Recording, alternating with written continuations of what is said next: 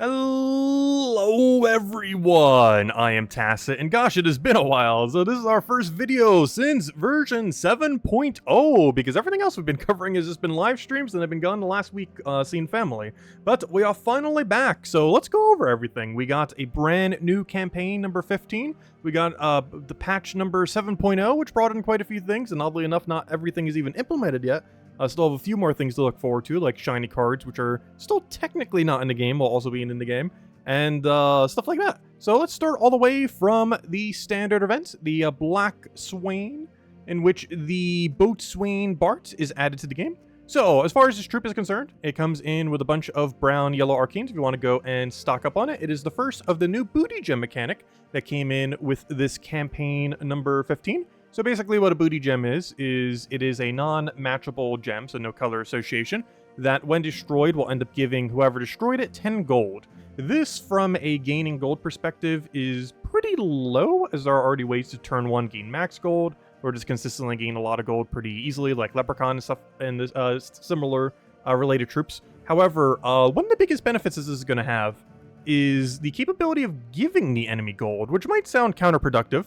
However, there are a few troops in the game, not that many, but a few decent ones, that if the enemy has a lot of gold, has a pretty decent boost ratio based on the enemy's gold. So there are some situations where that could come into play, but for the most part, this troop, not so much. It ends up exploding a gem and destroys a row and column. So basically a plus shape, but the exact place that you click is a 3x3 explode. So just like that. Overall, not really doing much, has no follow-up. It just ends up creating 3 booty gems, and overall, not one that's going to see much usage. But I am curious to see what kind of other booty gem mechanics we might end up getting. The Mythic all the way at the end seems like it's going to be okay, but it seems more like a treasure hunt boost ratio than a booty gem one specifically. But I don't know, we'll have to wait and see if we can actually get something out of it. The premise of booty gems is among one of the weakest power gems in the game. However, some of the synergies that it has could potentially be okay, particularly for gold farming teams. We're getting something pretty good next week for that as well. Anyways, a lot of 7.0 stuff to go over. That I do want to just go over pretty briefly, as most things we'll be covering in full depth videos.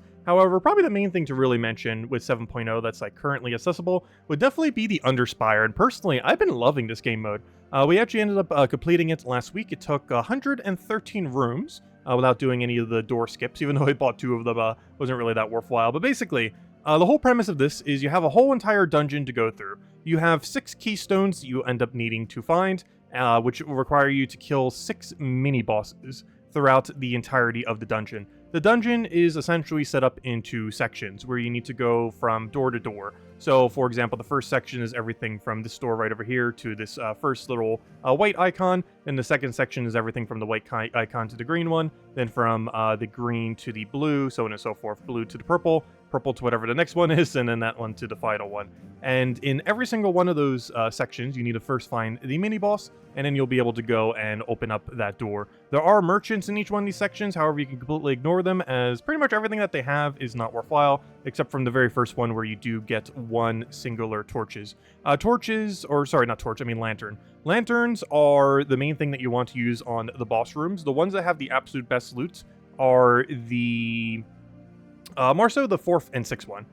The second one does have a Imperial on it, which could be okay. Oddly enough, the only deed in the entirety of the Underworld, or the entirety of Underspire. The first one also has a Glory Orb they end up getting from the boss, so that one's not too bad. So as far as where the Glory Orbs are, it's in 1, 4, and 6, with the first one being in the first section, 4th one being silver, and then the gold one being all the way at 6, and is probably the main loot that you end up getting. You can also end up getting a pet orb from the very last 7th one, but overall I would say the biggest value is on the 6th one, so basically the one that unlocks the very last door in the final section. There are a couple ways I would say that you would go about going through the Underspire.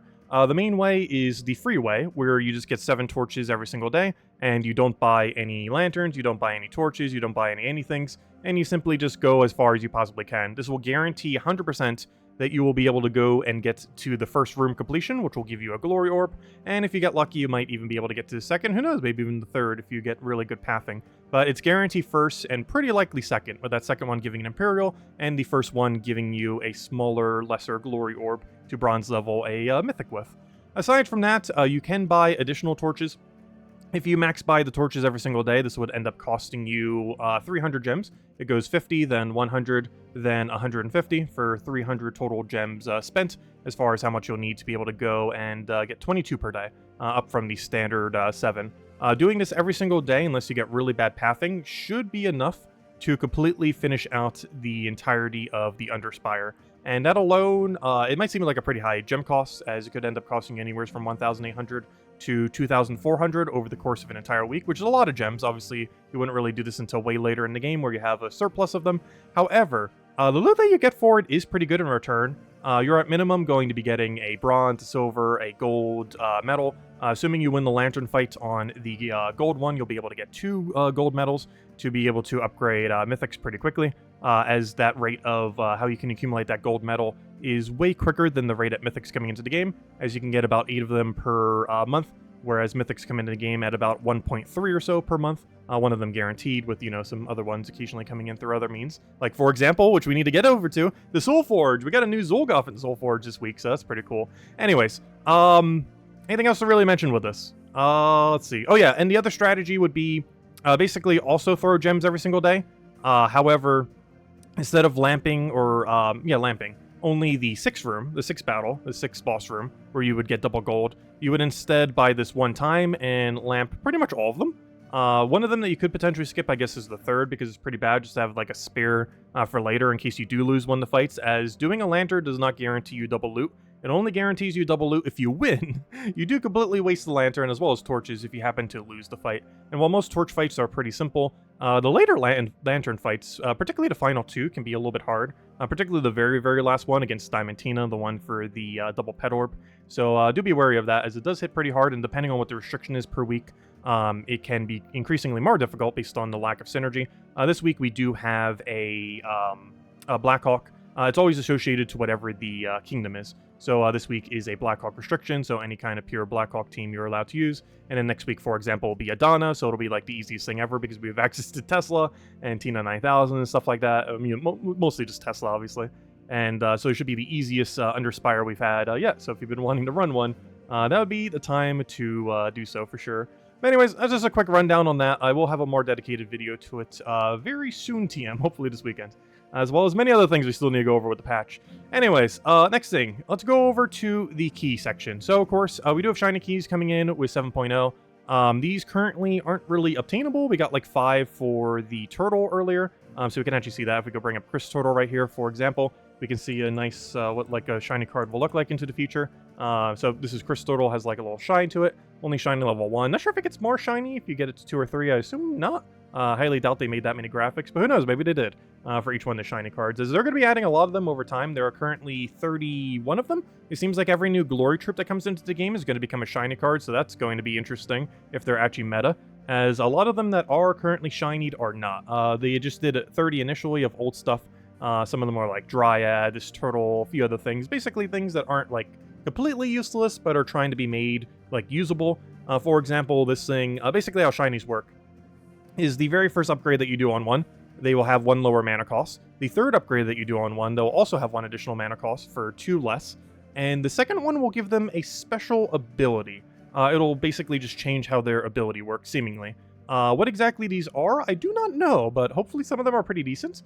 For example, that could be enough to make Chris Turtle better than Apothecary, as this thing fully max shiny might actually still be weaker than Apothecary due to the 4x cleanse on Apothecary. But who knows, maybe it gets an ability on its thing once it's fully shiny that will actually make it a little bit more worthwhile. Nothing else, it can still be used in Bounty Hunter, and it generally isn't these days because of Ogress. Just tends to be a better mana accumulator than it in most circumstances these days. However, you could technically synergize them together if you really wanted to. Go Ogress, Tagraki, him, one other thing. Obviously, that one other thing having to be the Bounty Captain. But overall, it's a nice way to kind of revamp older troops. They did say they are eventually going to be doing Legends and Mythics as well. Currently, Epic and Below are the only ones that have any amount of Shiny at this current moment in time. This is potentially going to change in the future, where some Legends and some Mythics will potentially get it. And who knows, maybe at some point, every single troop in the game will end up having it, though I am very, very, very doubtful of that. But we'll be able to go over this system a little bit more into the future, as this event basically doesn't take place, I believe, until the 3rd day of next week, which would be Wednesday, because I believe it takes place 48 hours after reset thing. So yeah, that'd be that Wednesday reset time of next week. I believe is the first event where we can actually partake, where we would be able to get any amount of shiny currency. So we'll be able to go and mess around with those more in the future. Anyways, the main reason I came here was not for that. It was for the event key drop table. So of course, the event key drop table this week is associated to that of Blackhawk. So if we go over here and go over to base rarity, go over to good old Blackhawk, show all, we can end up seeing everything here. So as far as the drop table is concerned here, I would say it's okay value. It can reach 26 stars as of this week. However, it does require having every single weapon, including the money-locked weapon, oddly enough. It's one of the first times where that has actually been the case. It was free way back in the day, but it is currently $5 money-locked right now. So if you don't happen to have the money-locked weapon, you will be stuck at 25 stars instead of 26, though not too big a deal. Anyways, as far as opening event keys here, I would say you're mostly looking for Megavore or Sycorax, though there is a third mythic that could get in the way that is very useless. But Megavore, still the only troop in the entire game that can armor tier the entire enemy team simultaneously. This is very situational, but can be really good if you're running it with a lot of physical damage troops. It also has a small chance to instantly outright get a kill, which is nice. Kind of similar to the hero ability that does this, except it's on a troop, while also having Impervious, which is pretty nice. And Sycorax, which is a pretty good infinite looper that can loop into itself. It does generally need Storm into itself, or, you know, one of its 3 colors to really do that properly, as well as generally a little bit of plus, like +2 at minimum, to make it go a little bit easier. But it also has Impervious, which, you know, immune to freeze and stuff like that. And it has a lot of mana accumulation. It's just a standard troll ability that you can do with 12 mana cost. However, the main thing that makes this really nice is that you can do it and adapt it to whatever is more common on the board.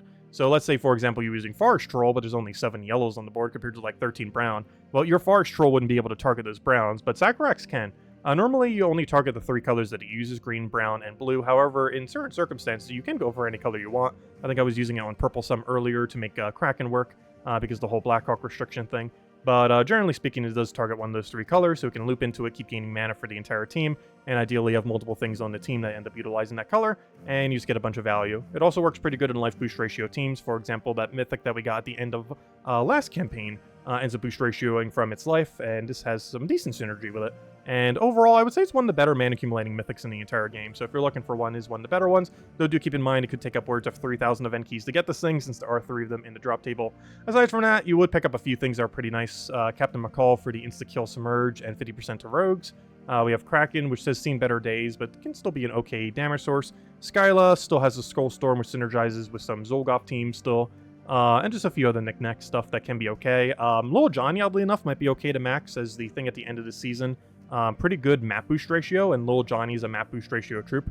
So I might see the first full 4 times map boost ratio team ever coming into the game by the end of this booty gem season. So we'll have to wait and see for that, as we'll likely use Lil Johnny, the new mythic, that one Crinkle Christmas guy that came in last Christmas, I believe, and like one other troop. That one other troop will probably not be a map boost ratio one, though.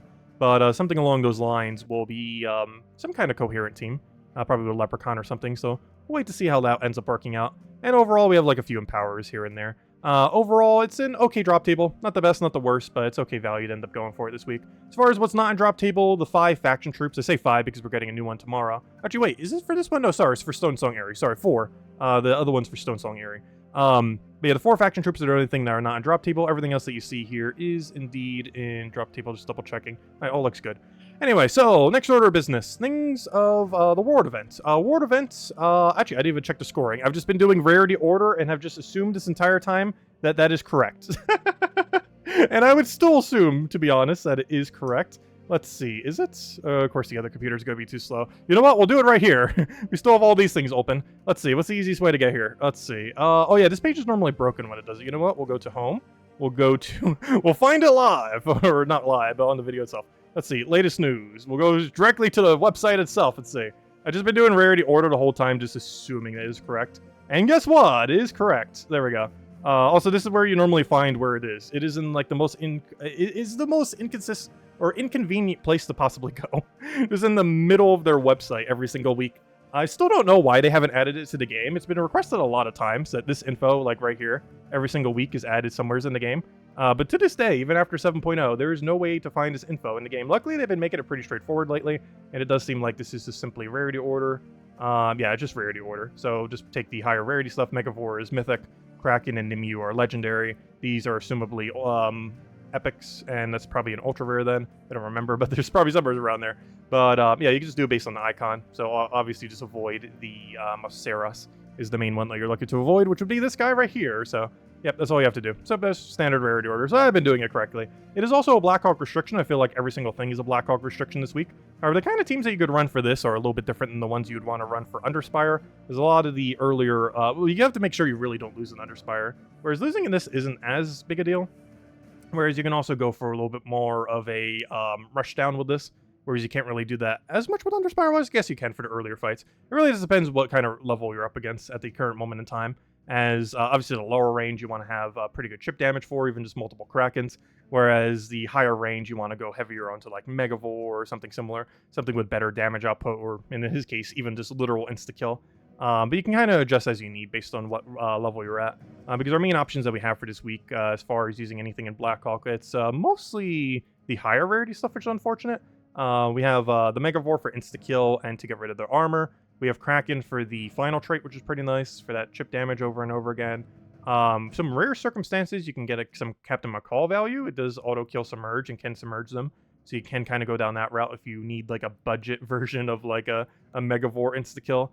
You can get them submerged and then just kill them out.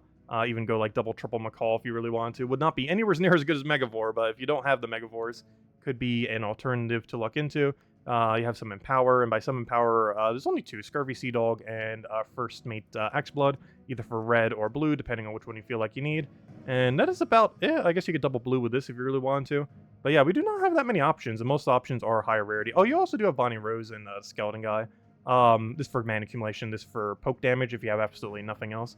But ideally, if you wanted to, you'd probably go Captain McCall over her for the most part, as it would probably work out a little bit better once you can get to insta-kill range, like at the higher range. Like for the lower range, Bonnie Rose is fine, but for the higher range, you'd probably end up needing to bring out the Captain McCall. I think for the lower rarity team, I did end up mentioning Bonnie Rose, though, as the other guy's a little bit higher. Though I'd still mention Krakens on it, too, though, because there's just not that much damage source at that lower range, unless you just want to, like, attack buff and hope that works out. But, of course, the enemy generally gets to the point where they use skulls better than what you have access to. Also, if I'm not mistaken, I believe it is only spell damage? No, it is skull and spell, so you actually could get away with skull value this week if you wanted to. As there are a few low rarity rogues that do increase your attack, most notably probably this guy, who links into himself while also giving all rogues attack. Doesn't mean your entire team has to be rogue, though in all fairness, it probably will be, given how many rogues there are in this kingdom, particularly at the lower rarity range, where you'd be using it anyways.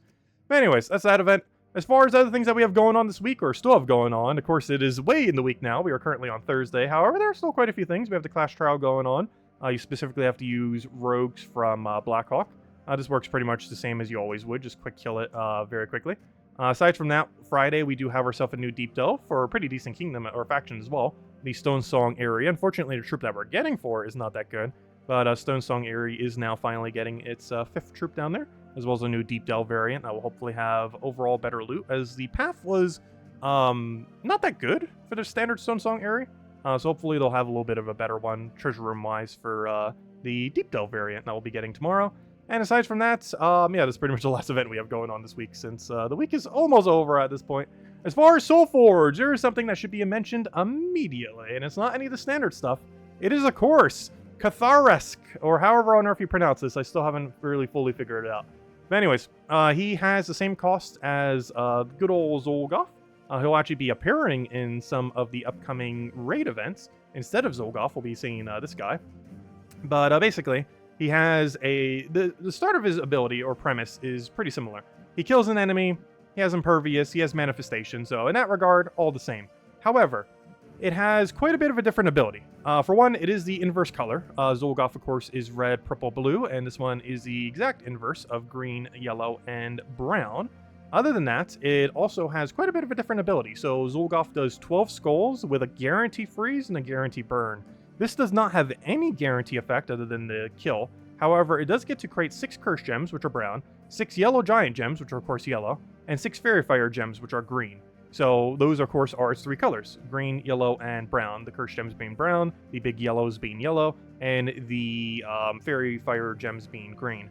This means he's basically a spell version of Zolgoth, where Zolgoth creates skulls, whereas this curse fairy fires the entire enemy team, which in theory, if it works out correctly, does mean that he'll basically full up his mana again, curse the entire enemy team, fairy fire the entire enemy team, meaning even if they have Impervious, you'll be able to curse fairy fire them, And Fairy Fire allows you to do 50% more spell damage, so you can synergize that with like a Tesla that has no mana conflict with them, or other similar things in order to amplify their damage, and then just go for the kill.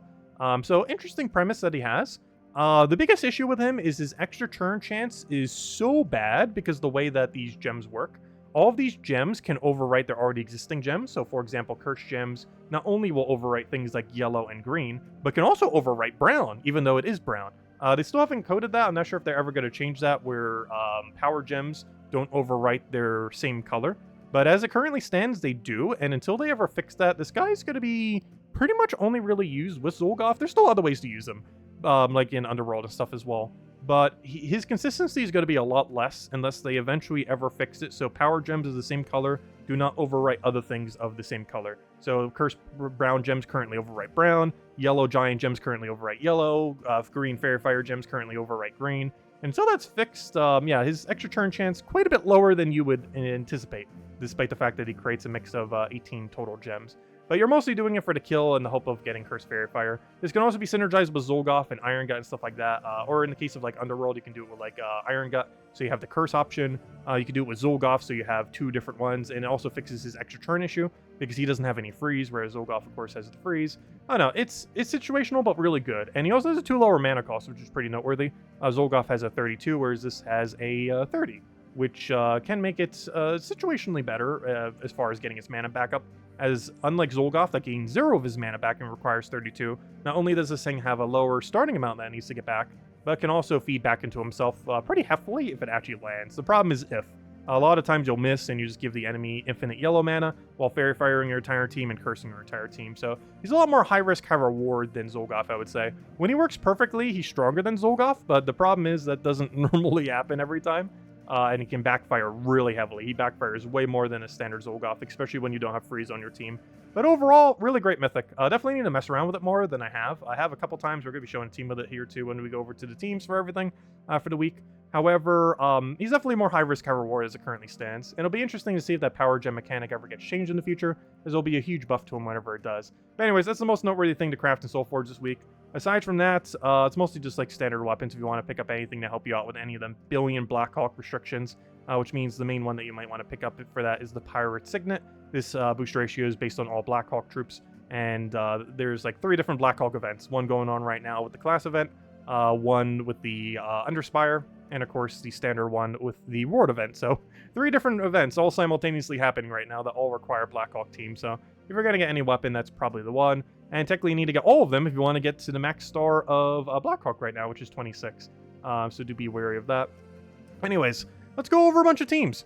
So as far as teams are concerned for the week, or the remaining of the week, as far as World Event is concerned, also keep in mind these World Event teams can technically be ran for Underspire as well, as they are the exact same restriction. It really just depends on what level range you're at and what you want to run at a given time. Also, speaking of Zolgoth Catherics, there we go. Doing it with Essence of Evil Thrall. Yeah, generally the consensus on it is like use these 2 with Thrall and like one other thing. There's a lot of one other things you could end up doing. What did I initially use with it? I think I ended up going down the Leprechaun route? I don't remember. But you can end up going with Flask, you can end up going with Essence of Evil as you see here. There's a lot of things you can do. There's a lot of experimentation still going on, as he's still relatively new. He just came in this Monday, so what, 3 days old now at this point? So still relatively new. A lot of team building that can be done, but Zolgoth Catherics is definitely the strongest, one of the stronger combinations available right now. But there are quite a few creative ones that you can do in Underworld too when you are restricted on specific colors. But anyways, as far as the World Event team is concerned, we're basically going for a Cycrax loop here, getting some value from Kraken and the occasional blues from that as well. Megavore for the insta-kills and the armor tier, so you can end up doing better damage, and your initial empower to get all of your mana. For a lower rarity range, I do end up still putting some Krakens here for some damage pressure, but as I mentioned before, you can end up replacing out the Bonnie and Roses and potentially out the entire bottom of the team in order to go replace out a bunch of the Captain McCalls for the insta-kill. If they don't naturally have Submerge, you are going to have to double cast on them, but at a higher range where they might have like 500 plus durability, double casting with him will be quicker than your alternatives that you might have if you don't have Megavore. And we're just using Bronze-like Pistol once again as our main mana accumulation there. As far as the Underspire, I ended up going down a Bronze-like Pistol Cyclorax loop into just double Megavore. You can technically go 3 Megavores as well. I don't currently have a 3rd Megavore though. And if you only have 1, you can end up offsetting it for another damage source, as you would definitely want one other thing down there that can help you out with that. But that's basically the whole premise here. Use Bronze-like Pistol to get things going, Cyclorax for the loop, Megavores to insta-kill everything. And once you've insta-killed enough and you just want to target them down, you then use the very high damage that you have from Megavore to clean up whatever's left on the opposing team. And we're running Elementals on this. This one is quite a bit slower than running like a half-mana starter, but I did it on both these teams just so you wouldn't end up dying. The lower rarity one because you need it because of the lower stats, and the Underspire one because at the higher level range, you're definitely going to need the durability to not die. As far as the faction event, obviously the Tuesday faction has already passed, and this is not for that. This is for the weekend faction event, which I might still cover a little video for, and we normally do whenever a new deep delve comes in, though hopefully a little bit briefer than this one right now, but you know, like a quick under 10-minute one, just kind of briefly going over it. But since this is the team's video and we don't have a Tuesday one, I figured, yeah, might as well include the Friday ones here.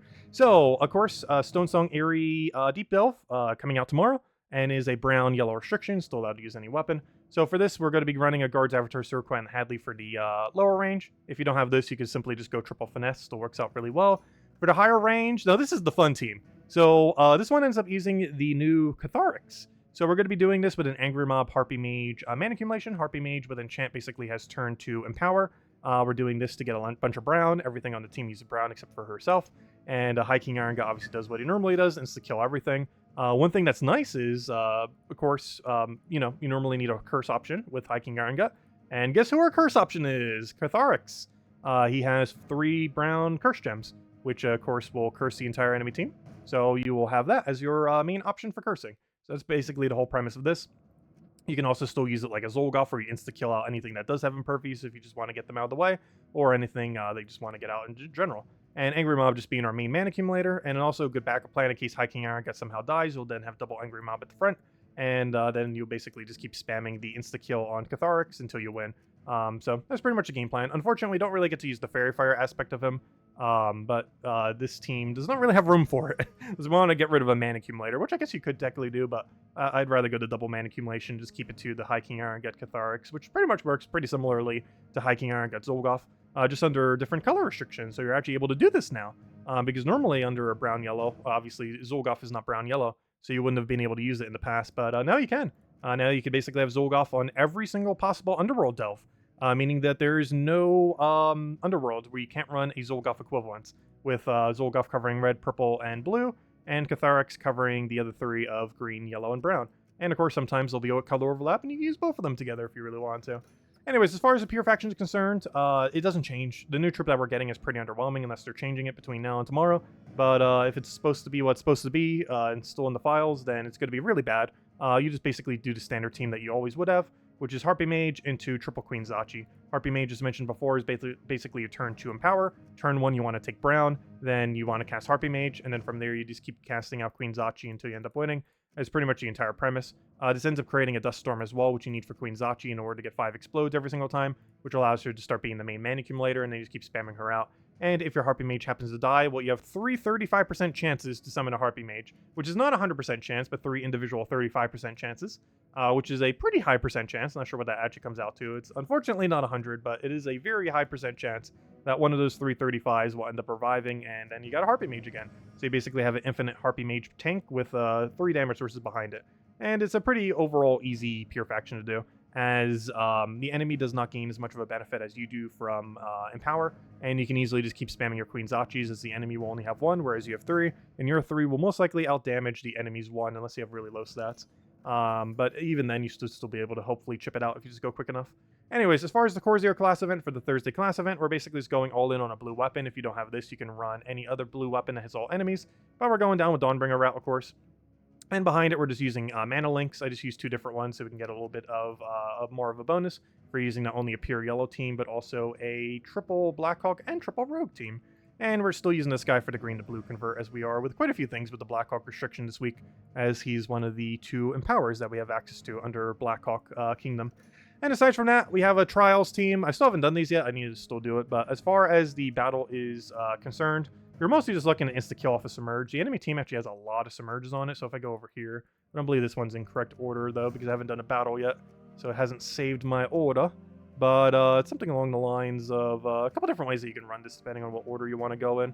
One of the reasons I kind of want to put the ship cannon a little bit further back is because you have to go a +2 brown, +1 blue banner.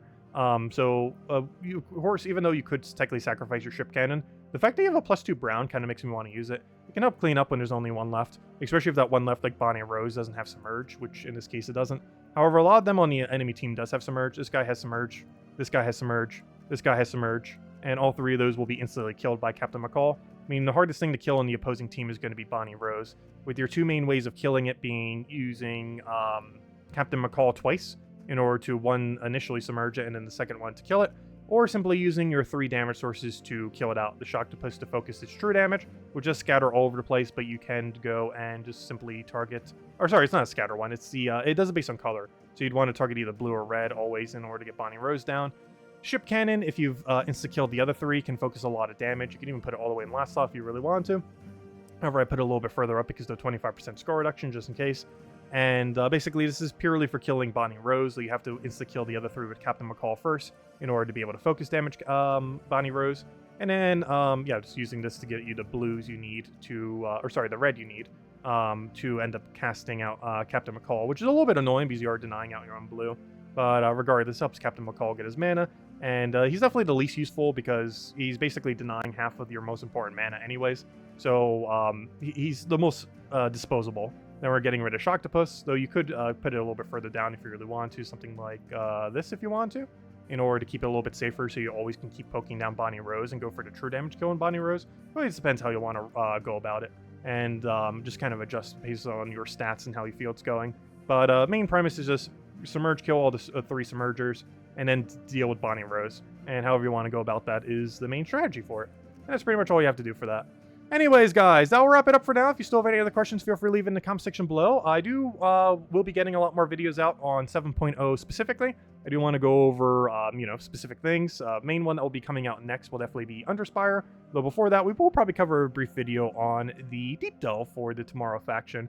And then go over the Underspire, and then hopefully sometime early next week, once we have the shiny cards, we can go over that, as those are pretty much the 2 biggest things I would say to happen next patch. Well, this patch. Well, there are a few other knick-knack things here and there. The 2 biggest ones were definitely Underspire and the entirety of the shiny card mechanic that, to my understanding, doesn't fully get implemented technically until Wednesday of next week, I believe. So we'll just kind of have to wait for that. But anyways, guys, stream schedule is back to normal now, so we're still streaming every single night, 8 p.m. Eastern Standard Time. So if you want to stop by the channel anytime, we'll be doing that every single night, as we always do, until we were on vacation that one week, but you know, as we normally do. Anyways, guys, have a wonderful, wonderful weekend, and I'll catch you guys later. Goodbye, everyone, and thanks for watching.